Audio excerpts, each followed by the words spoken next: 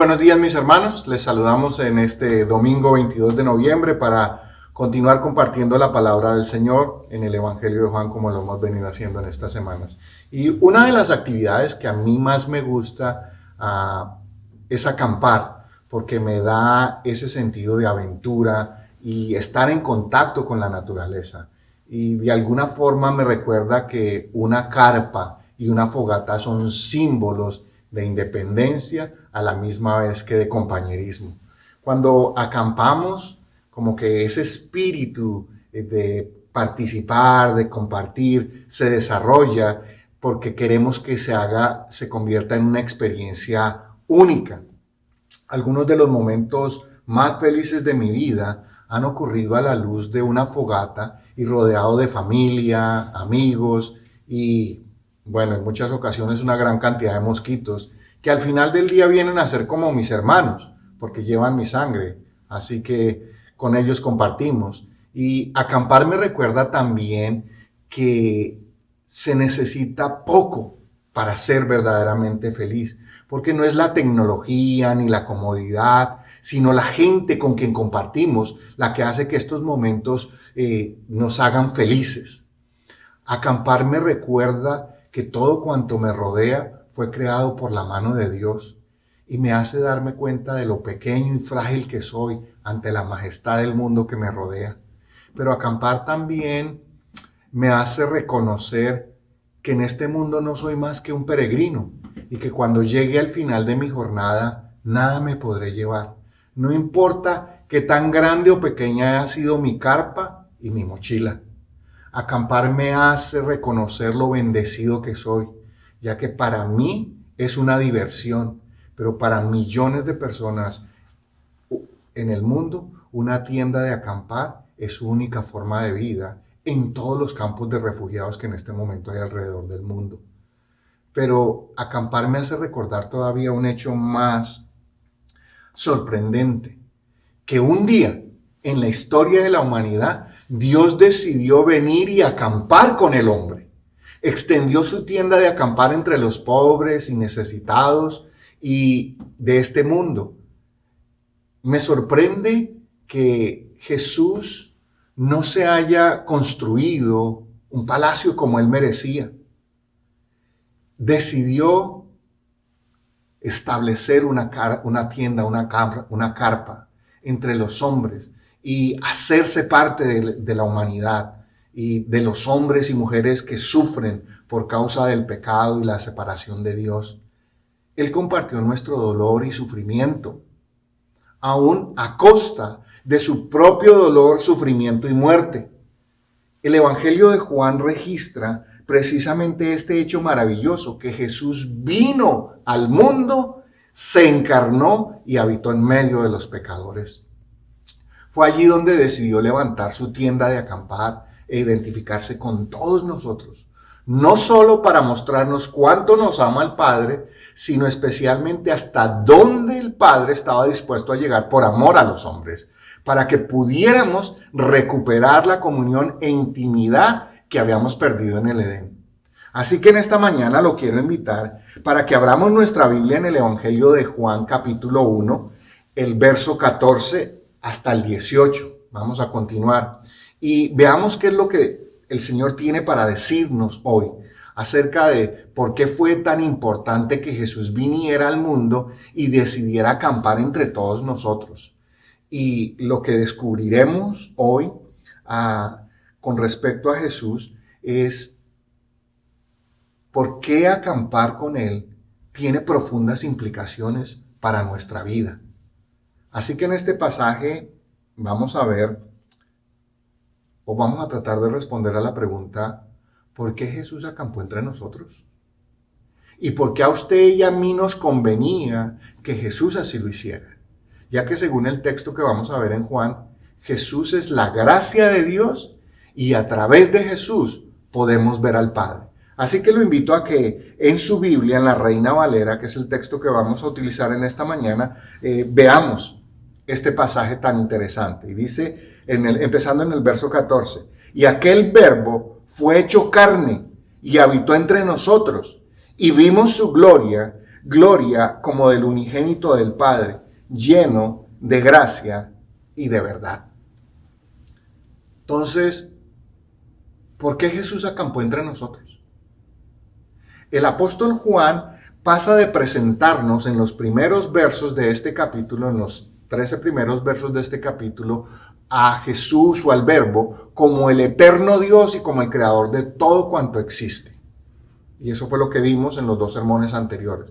Pero ahora pasa a afirmarnos que este Verbo tomó forma humana, se encarnó. Esta afirmación de Juan es profunda y maravillosa. ¿Por qué? Porque constituye una de las doctrinas fundamentales del cristianismo. El hecho de que el Verbo haya tomado forma humana, se haya hecho como uno de nosotros y haya venido a vivir entre nosotros los hombres, es esa doctrina fundamental. El lenguaje que Juan utiliza en este pasaje en el griego es muy interesante y tal vez por eso al empezar con lo de acampar ahora va a hacer mucho más sentido, porque les estaba diciendo que es una actividad que a mí me gusta mucho.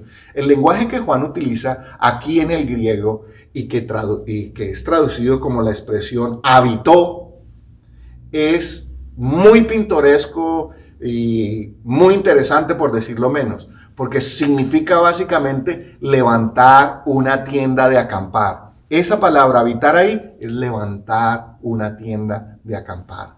Es decir, lo que Juan nos quiere decir básicamente es que cuando Jesús se hizo carne y habitó entre nosotros, fue Dios que en forma humana establecía su tienda de acampar entre todos los hombres.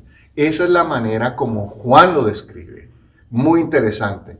Esa verdad suena interesante, pero nosotros no alcanzamos muchas veces a entender a plenitud lo que esto significa y representa para nosotros los hombres, a menos que el Espíritu Santo nos revele esta profunda verdad acerca de Jesús. El hecho de que el Verbo, Jesús, el Logos, se haya encarnado y decidiera habitar entre nosotros, tiene unas profundas implicaciones para todos los hombres. Pero de todas esas implicaciones que podríamos gastar mucho tiempo, solo le voy a mencionar rápidamente dos en esta mañana.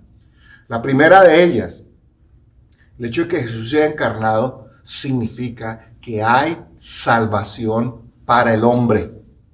Cuando el hombre pecó, déjeme ponerlo de esta manera, cuando el hombre pecó quedó separado y destituido de la presencia de Dios y condenado al castigo eterno. La rebeldía, el pecado de rebeldía y desobediencia, eso era. Y en esa condición tan terrible en la que el hombre se hallaba, no podía ni puede hasta el día de hoy hacer nada por sí mismo para restaurar o reparar el daño que el pecado causó entre la relación de Dios con el hombre. Nuestro pecado, mi hermano, es un asunto muy serio. Creó una deuda de justicia para con Dios. Y solo alguien como Jesús podía pagar por completo dicha deuda. No había otra manera. Por eso era indispensable que Jesús tomara forma humana y así desde esa condición de hombre pagara el precio que demanda la justicia divina para poder restaurar la condición perdida, la comunión perdida, perdón. Por lo tanto, el hombre está totalmente perdido. Y esas son las malas noticias. Estamos perdidos en delitos y pecados.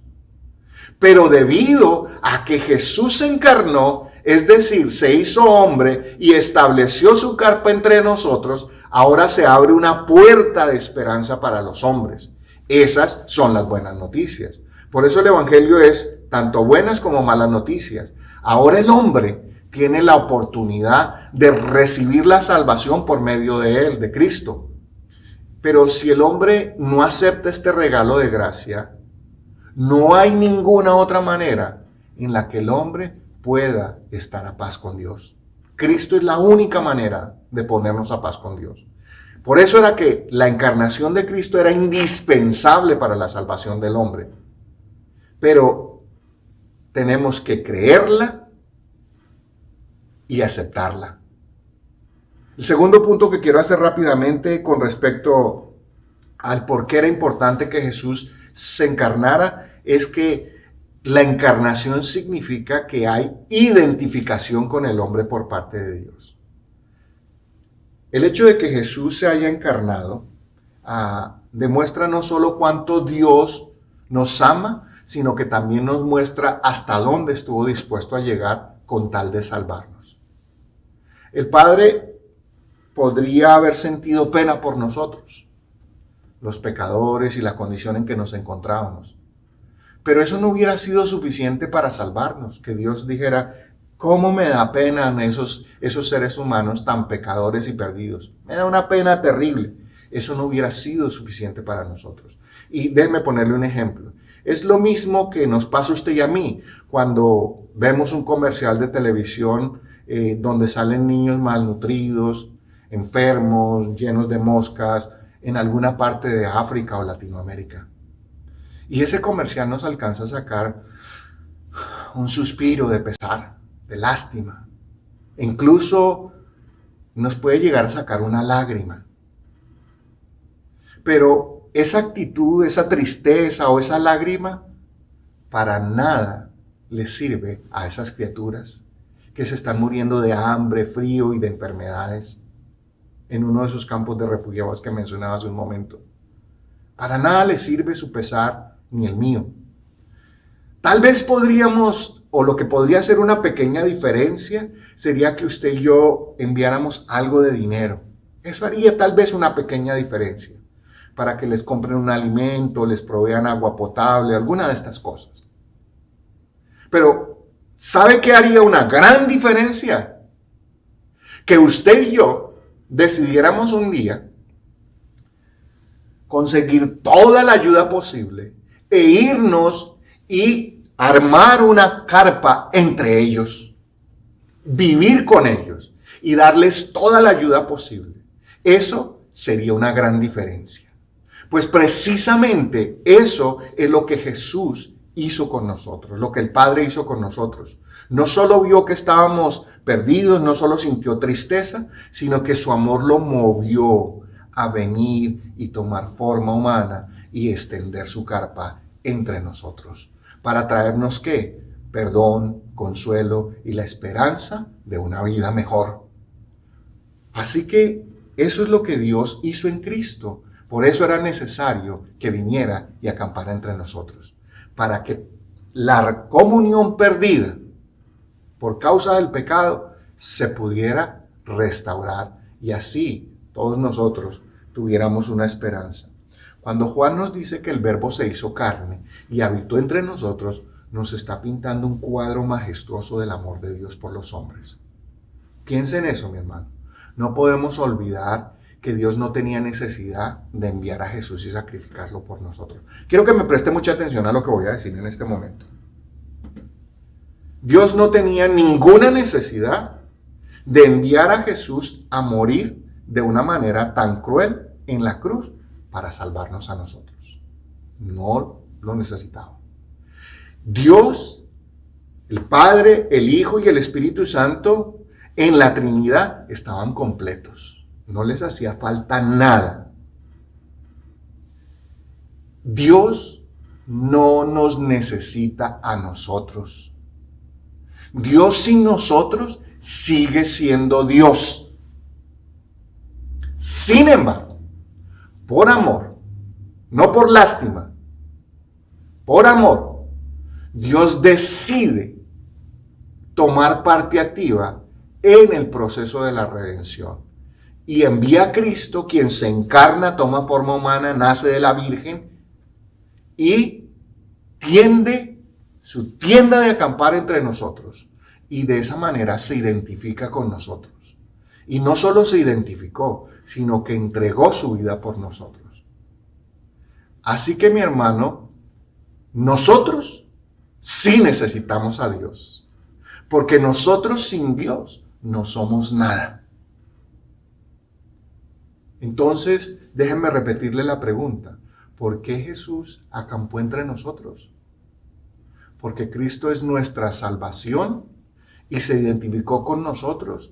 Y Él es la plenitud de la gracia de Dios en todo su esplendor, como lo dicen los versos siguientes. Vamos al verso 15. El verso 15 dice, Juan dio testimonio de él y clamó diciendo, este es de quien yo decía, el que viene después de mí es antes de mí porque era primero que yo, porque de su plenitud tomamos todos y gracia sobre gracia. Así que Jesús es la gracia de Dios. El apóstol Juan, y aquí puede a veces darse para una pequeña confusión, porque Juan habla de cuál Juan, entonces el apóstol Juan está hablando aquí de Juan el Bautista. Por eso voy a tratar de mencionarlos como el apóstol y como el Bautista para que no haya ninguna confusión. El apóstol Juan hace referencia a Juan el Bautista y cómo éste vino anunciando al mundo el Mesías prometido.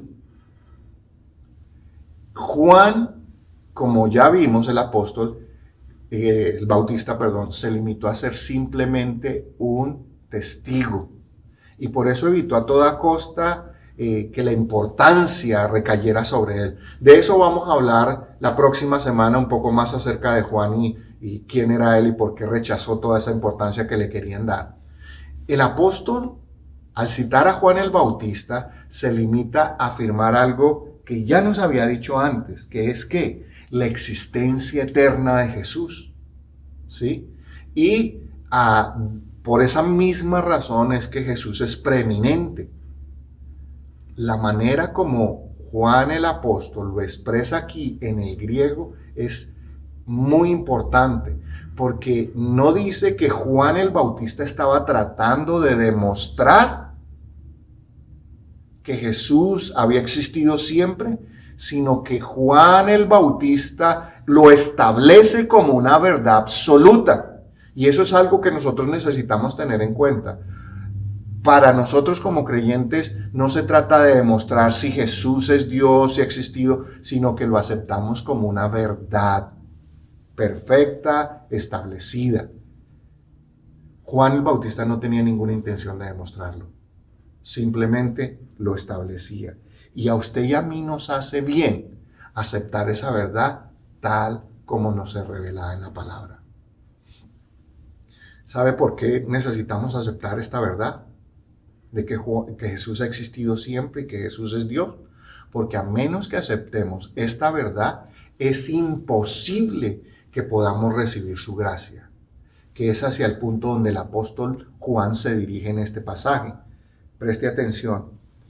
Otro de los elementos importantes que recibimos desde cuando Jesús decidió acampar entre nosotros los hombres fue ¿qué? Su gracia. Y por gracia, bíblicamente hablamos, entendemos un regalo o un favor no merecido. Entonces, cuando se trata de Dios, es que nosotros por nuestro pecado merecíamos ¿qué? Su justa ira. Y el correspondiente castigo por causa de la falta o el pecado que habíamos cometido. Pero Dios, en su infinito amor, a cambio nos concede ¿qué? Su gracia. Y pasa por alto la transgresión que cometimos. Pero el hecho de que Dios haya pasado por alto nuestros pecados, ofreciéndonos por gracia la salvación, no significa que la deuda era pequeña, no significa que la deuda era insignificante y tampoco significa que la deuda no tenía que ser cancelada. Tenía que ser cancelada. Y ninguno de nosotros los hombres lo podíamos hacer, por eso Jesús tuvo que hacerlo. Así que Jesús se encarna con una función muy importante. Recibir en nuestro lugar el castigo que la justicia de Dios demanda. Cuando nosotros aceptamos a Jesús, también estamos aceptando que somos pecadores y que merecemos el castigo. Pero que Jesús de manera voluntaria se ofrece para ocupar el lugar que a usted y a mí nos correspondía y con su muerte pagar la deuda que ninguno de nosotros podía pagar. Así que el hecho de que Cristo quisiera ser o ocupar más bien nuestro lugar y el Padre quisiera aceptar esa sustitución es lo que el apóstol Juan, en este pasaje determina gracia sobre gracia. Mire, se lo pongo de esta manera. Para Dios encarnarse y venir a la tierra ya era un acto de humillación. El solo hecho de venir a la tierra para Dios era un acto de humillación. ¿Sí? Y lo hizo por gracia. O sea, tender su carpa entre nosotros. Ese es un acto de gracia. Pero ocupar el lugar nuestro en la cruz es aún más gracia. O tal vez es la gracia si la podemos poner en su más exaltado nivel. Así que, para seguir el argumento de esta manera, déjenme ponerlo así. El hecho de que Jesús viniera a vivir entre nosotros los hombres, es decir, levantara su carpa entre nosotros, nos muestra el amor de Dios y su infinita gracia. Pero preguntémonos por un minuto algo, mis hermanos. ¿Merecía el ser humano que Jesús se despojara de toda su gloria para venir y habitar entre nosotros los pecadores? ¿Lo merecíamos? La respuesta es obvia. No, no lo merecíamos. Nosotros lo rechazamos. Nosotros nos rebelamos contra Él. ¿Merecíamos eso? No. ¿Merecíamos esa gracia? No. Pero déjeme hacerle otra pregunta, o hagámonos más bien otra pregunta. ¿Merecíamos nosotros los hombres que Jesús ocupara nuestro lugar en la cruz y pagara así con su muerte la deuda que nosotros habíamos contraído por medio del pecado? Una vez la respuesta obvia es no. No merecíamos que Jesús pagara por nuestra deuda. Por eso es que el apóstol Juan aquí dice que es gracia sobre gracia. El que haya venido es una gracia y el que haya ocupado nuestro lugar es otra gracia. Gracia sobre gracia. Así que pongámoslo de esta manera. Si solo Jesús hubiese venido al mundo y habitase entre nosotros y nos hubiera dicho cómo debemos comportarnos, ya sería más gracia de la que cualquiera de nosotros merecíamos. Por eso es que Jesús, en este pasaje específico, Juan dice que es gracia sobre gracia. Jesús es esa máxima expresión de la gracia de Dios. Por eso, mi hermano, o más bien mi amigo en esta mañana, lo invito a que no la rechace. Recíbala con gratitud. Porque ni tú ni yo la merecíamos, esa gracia. Pero a Dios le plació concedérnosla por amor, como una gracia sobre otra gracia, es decir, regalo sobre otro regalo. Vamos al verso 17. Dice el apóstol Juan, pues la ley por medio de Moisés fue dada, pero la gracia y la verdad vinieron por medio de Jesucristo. A Dios nadie le vio jamás. El unigénito Hijo que está en el seno del Padre, Él le ha dado a conocer.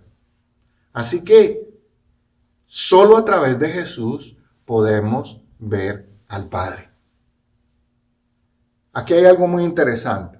El apóstol Juan establece que la ley fue dada a través de Moisés. Nos regresa en el relato, nos lleva hacia el Éxodo. Y como un medio por el cual los hombres conoceríamos que somos pecadores al quebrantar la ley de Dios. La ley también nos fue dada por Dios y nos muestra el contraste entre la justicia de Dios y la gracia de Dios. Para eso fue dada la ley. El uso específico, mejor dicho, de la ley es demostrarnos que la hemos quebrantado y que somos pecadores y que no la podemos guardar.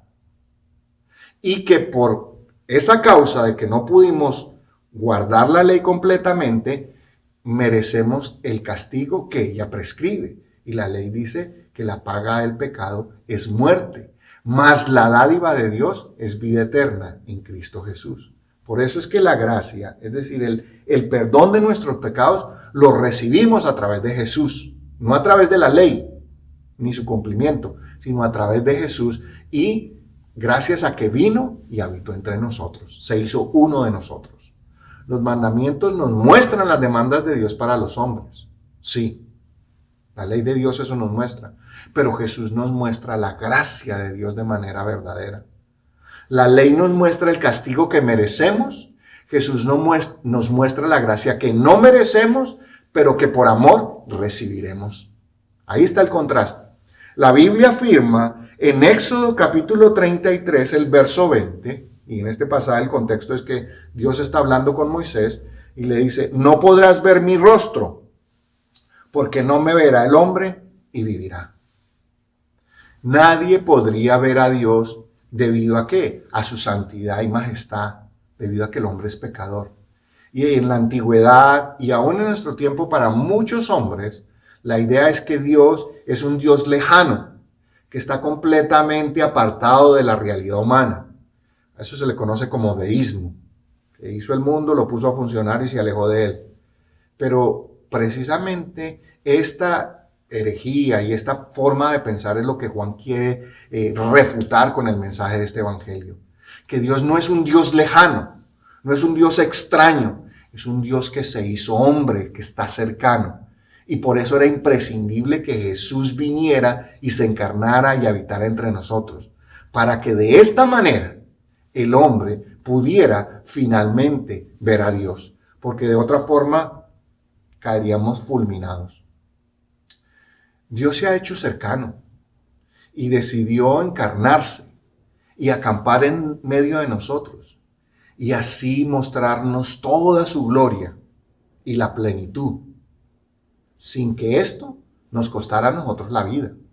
Por el contrario, la llegada de Jesús al mundo nos permite alcanzar lo que de otra manera sería imposible, poder ver a Dios. Así que mi hermano, si nosotros queremos saber cuál es el carácter de Dios, ¿qué tenemos que hacer? Mirar a Cristo. Si nosotros queremos saber cuál es el poder de Dios, ¿qué es lo que tenemos que hacer? Mirar a Cristo. Si nosotros queremos saber qué tanto se preocupa Dios por nosotros, solo tenemos que ¿qué? Que mirar a Cristo. Si nosotros queremos saber cuán grande es el amor de Dios, solo tenemos que mirar a Cristo. Si nosotros queremos ver a Dios, entonces tenemos que recibir a Cristo. No hay otra manera. Solo Él nos puede dar a conocer al Padre. Y esto no es una experiencia mística, extraña, ni nada. Esto es una experiencia real. Solo tenemos que decidir acampar con Jesús y podremos ver al Padre. Jesús vino para restablecer la comunión perdida y mostrarnos de manera personal y genuina cómo es Él, cómo es Dios, pero sobre todo cuánto nos ama. El precio que Dios ha tenido que pagar para poder restablecer la comunión perdida es incalculable. Nuestra mente no alcanza a caber. Pero era la única forma en que nosotros podríamos llegar a conocerlo íntima y personalmente. Por esta razón, Jesús tenía que encarnarse y tenía que levantar su carpa entre nosotros. Hoy Juan nos ha contado un hecho sorprendente, que Jesús vino e instaló su carpa entre nosotros los pecadores. No merecíamos tal honor ni ese privilegio. Sin embargo, por amor y gracia, Jesús no solo instaló su carpa, sino que nos invita a venir a ella y compartir la realidad de la vida con todas sus dificultades y alegrías. Junto a la tienda de Jesús siempre hay lugar para uno más, mi hermano. Siempre hallarás el fuego del Espíritu Santo allí esperando para calentar el frío de tu alma. Solo allí, en aquel campamento, donde los desadaptados, los despreciados, los reprobados y todo aquel que ande en el mundo sin rumbo ni dirección podrá encontrar refugio. No es en la religión, es en la comunión con Cristo. La carpa de Jesús nos recuerda que las dificultades de este mundo son reales, pero que son pasajeras. La carpa de Jesús nos recuerda que nuestro equipaje debe ser liviano, porque no sabemos cuándo emprenderemos la última parte de nuestra jornada. Y para donde vamos, allí ya no necesitaremos de carpa alguna, mi hermano, porque Jesús nos prometió que había preparado moradas para nosotros. Mi hermano, recuerda que si has recibido a Jesús, ya conoces al Padre y has experimentado su eterno y enorme amor al venir y morir por ti en la cruz. Y ya estás habitando bajo tu carpa. Para ti, mi amigo, que todavía no has aceptado a Jesús como tu Señor y Salvador, aún es tiempo. La carpa de Jesús todavía está instalada entre nosotros. Aprovecha para venir a ella y disfrutar del perdón y el consuelo que solo Cristo te puede brindar. El fuego de su amor todavía está encendido y está esperando por ti. No tardes. Recuerda que una carpa es un refugio temporal y en cualquier momento Jesús decidirá levantar su campamento. Ahí donde está mi amigo y mis hermanos en esta mañana, los invito para que inclinemos nuestro rostro y oremos. Amado Dios, Padre, te damos muchas gracias porque un día decidiste venir e instalar tu carpa entre nosotros. Jesús, al encarnarte, nos mostraste no solo tu amor, sino que también nos mostraste en verdad al Padre. Tenemos que reconocer que no merecíamos ser invitados a compartir contigo la eternidad, pero por gracia y por medio del Espíritu Santo nos has ofrecido gratuitamente el perdón de nuestros pecados y la preciosa bendición de restaurar la comunión perdida. Jesús, gracias por la invitación a seguirte y acampar contigo mientras dura nuestro peregrinaje en este mundo difícil y caído. Pero anhelamos finalmente cuando llegaremos a casa para vivir eternamente contigo. En tu nombre oramos y damos las gracias, Jesús. Amén.